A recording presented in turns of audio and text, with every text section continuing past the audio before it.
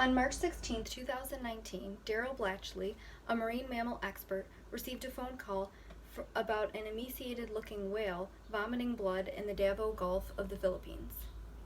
This whale was a Cuvier beaked whale. It is a protected species, and these whales can dive deeper and swim underwater longer than any other marine mammal. These whales are very unique, but what is most unique about this specific whale was its cause of death. And what was that cause of death? 88 pounds of plastic packed into its stomach. So today I want to talk a little bit about this particular whale and the plastic pollution crisis that exists in our oceans, and an organization, the Ocean Conservancy, whose main goals include removing this plastic from our oceans. So, according to National Geographic, when Daryl brought this whale back to the laboratory to perform an autopsy on it, he discovered very shocking things. He began to pull things out of the whale's stomach like plastic bags, nylon ropes, and even rice sacks. Altogether, there were 88 pounds of plastic inside of this whale. Now, it was a young whale. It was 15 feet in length and weighed about 1,100 pounds. Now, considering 88 pounds of plastic in an 1,100 pound whale, that means 8% of the whale's total weight was plastic alone. And that's shocking. So, according to National Geographic, the autopsy results came back and said that the whale likely died from starvation and dehydration caused by the plastic in its stomach. So whales, when they digest food, they also absorb their water from this food. And because the plastic was blocking the food and thus water from getting into the whale's stomach and into the whale's intestines, it was starving and severely dehydrated. And if that weren't enough, the whale's stomach acid was unable to break down these plastics inside of its stomach, so in turn it began breaking down the stomach lining of the whale, which ultimately resulted in a very painful death for this specific whale. So as much as I would like to tell you that this is a rare occurrence and that this just happens once in a blue moon, unfortunately that isn't true. There are some alarming statistics about the plastic pollution crisis, and I'd like to just share with you some statistics about what happens in just 1 year. So according to the United Nations, in just 1 year, 100,000 marine mammals will die from plastic pollution. Now, the entire world produces 381 million tons of plastic waste each year. So that's 1 year, 381 million tons of plastic waste. Half of that waste is single-use plastics, like plastic grocery bags, straws, cutlery, things of that nature. Now, of those 381 million tons, 8 to 14 tons of that plastic winds up in the ocean.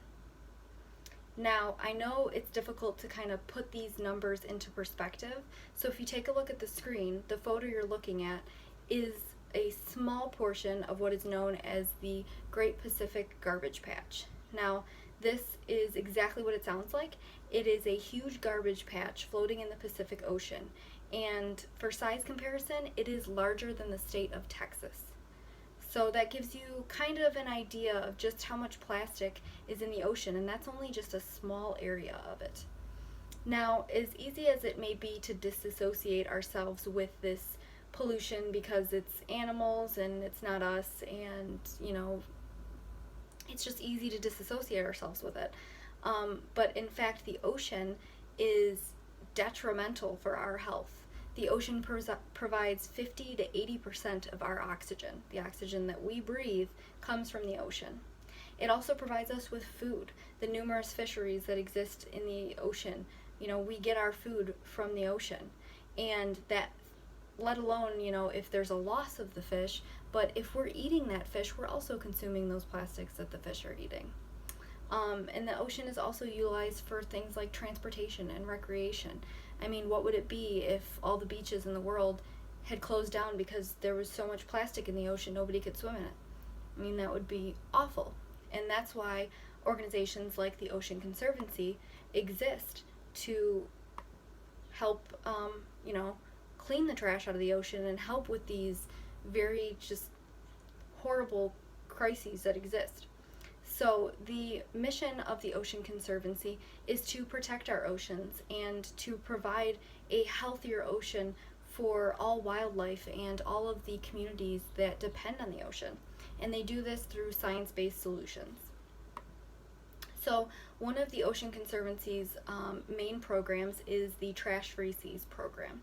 And this is essentially an incentive to remove all of the trash from the ocean and do what they can to clean up our seas. And they do this in various different ways. One of the main ways that the Ocean Conservancy works to remove trash from the seas is by organizing an annual international coastal cleanup. Now, this typically happens in the fall of each year, and they have volunteers from all over the world gather in different groups to remove trash from the ocean's shorelines. Altogether, they have over 12 million volunteers, and over the past 30 years, they have removed 344 million pounds of plastic from the ocean. So, that is obviously a very reactive solution, and they are trying their best to remove the plastic that already exists in the ocean, but they're also doing things that are proactive.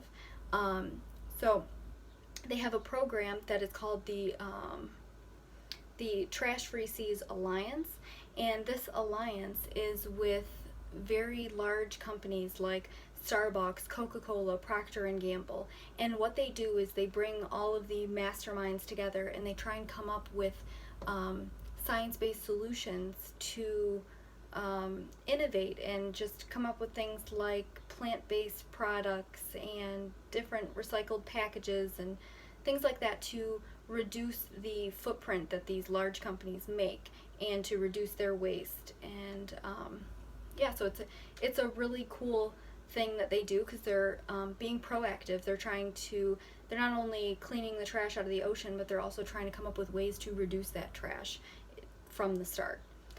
And the Ocean Conservancy also does a lot of educational outreach to teach more people about the harmful plastics that are in the ocean, because the more people that know about it, the more people want to make a difference. And they also do a lot of advocating for policy change, and this advocating is done to create things like plastic bag bans and require people to recycle, things of that nature, and they have been very influential in creating a lot of different policies and laws that exist today. So one of the things that I love about the Ocean Conservancy is that they are not just focused on the plastics. That is just one of many different programs that they currently have going to protect the ocean. They work on things like climate change, oil spills, sustainable fisheries. They are working on the ocean in so many different ways and trying to find so many different ways to protect it. And I think that's really cool because some companies exist to just work towards one problem, and they are putting their best foot forward to protect the ocean in several different ways and work towards several different problems. So I highly encourage you to go check out the Ocean Conservancy, maybe find out a little bit more about plastic pollution, and because the ocean does need you and you need the ocean. Thank you.